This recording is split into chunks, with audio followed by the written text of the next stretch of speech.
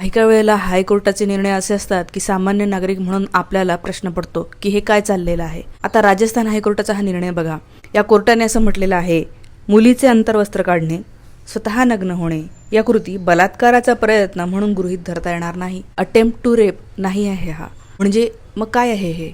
यांच्यासमोर एक केस आली होती. 6 वर्षाची एक मुलगी होती जिने असं सांगितलं की या व्यक्तीने माझे सगळे कपडे काढले, स्वतःचेही कपडे काढले.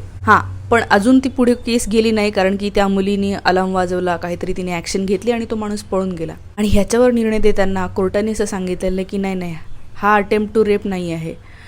आता जर कोर्ट असे निर्णय द्यायला लागतील तर खरोखर सामान्य नागरिकाचा या न्यायव्यवस्थेवरचा विश्वास उडणार नाही का?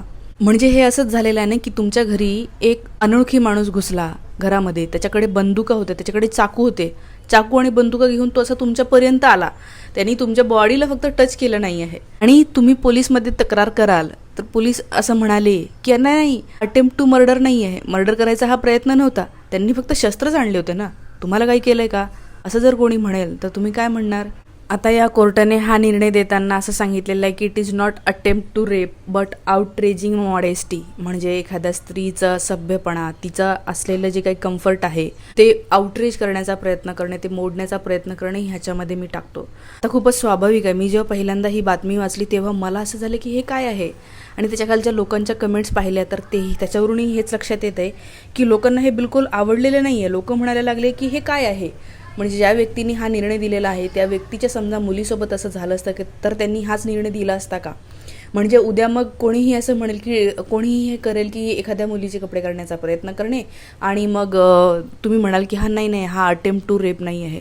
मग कपडे काढणं ही गोष्ट कशासाठी केलेली असते? काय आहे हे आपण निर्णय देताना काय होते? म्हणजे त्यामुळे काही लोकांनी कमेंटमध्ये हेही म्हटलेलं आहे की हे जे न्याय देणारे लोक असतात की नाही, त्यांची पहिल्यांदा सायको टेस्ट पण घ्यायला पाहिजे. कारण की असं होऊ शकतं कधी कधी की ते अभ्यास करून जज झालेले आहेत, मात्र निर्णय देताना ते काय प्रकारे निर्णय देतील हे काही सांगता येत नाही. काही लोकांच्या कमेंट्स आहेत, त्याही मी वाचून दाखवत आहे. एक व्यक्ती म्हणतोय, काय नालायक पण आहे हा, कोण आहे तो जज, डोक्यावर पडलेला, अजून बाकीचं काय राहतं मग? एक व्यक्ती म्हणतोय, काय नालायक पण आहे हा, कोण आहे जज, डोक्यावर पडलेला आहे का, आणि अजून बाकीचं काय राहतं मग करायचं कपडे काढल्याच्या नंतर?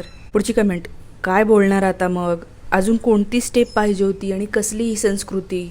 लोक खरोखर संस्कृतीवरच प्रश्न विचारायला लागलेले आहेत, ज्याला आपण म्हणतो आपली संस्कृती जपायची. नेक्स्ट कमेंट आहे, जी किसने जज बनाया है तुमको, जज हो तो कुछ भी बक रहा है क्या? नेक्स्ट कमेंट, जजच्या मुलीसोबत असं झालं तरीही असाच निकाल देणार असं वाटतं. नेक्स्ट कमेंट, आता यावर काय बोलावं तेच कळेना, पूर्ण फॅक्ट वाचल्याशिवाय असा निकाल का आणि कसा दिला ते समजणं कठीण आहे.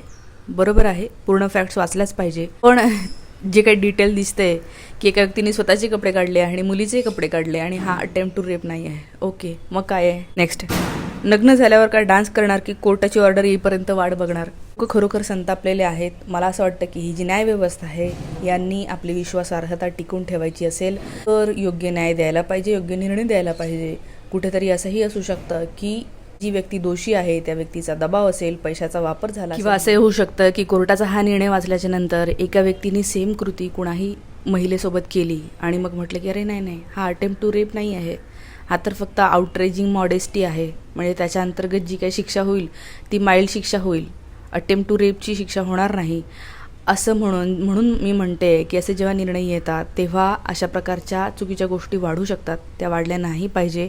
म्हणून आपल्या सगळ्यांमध्येही ही जागृती पाहिजे. कारण की जेव्हा लोकांमध्ये जागृती येते, जे जज असतात ते सगळे आपल्यामधनंच निवडले जातात आणि ते निवड व्हायच्या आधी त्यांची जी विचारधारा असेल, जे काही त्यांचं अंडरस्टँडिंग असेल, या सगळ्या गोष्टीसुद्धा इथे अफेक्ट होत असतात. या निर्णयावर तुम्हाला नेमकं काय वाटतं कमेंटमध्ये मला नक्की सांगा. व्हिडिओ आवडत असल्यास शेअर करा, मला त्याने मदत होते. आणि तुम्ही अजूनही माझं व्हॉट्सअप चॅनल जॉईन नसेल केलं तर ते नक्की जॉईन करा. मुक्ता कदम असं व्हॉट्सअपवर तुमच्या सर्च केलं तरी तुम्हाला मिळेल. तुम्हाला तिथून शॉर्ट्स किंवा जे काही पोस्ट मी शेअर करेन ते तुम्हाला डायरेक्ट स्टेटसला ठेवता येतील तुमच्या. आणि तुम्हाला या सगळ्या व्हिडिओमध्ये काही सुधारणा सुचवायच्या असतील तर त्याच्यासाठीही मी तयार आहे. माझा असा कुठेही दावा नाही आहे की मला सगळं कळतं किंवा मला सगळं येतं. चुका सुधरत शिकत पुढे जायचं आहे आणि मला जे काही वाटतं ते एक्सप्रेस करायचं आहे. थँक्यू.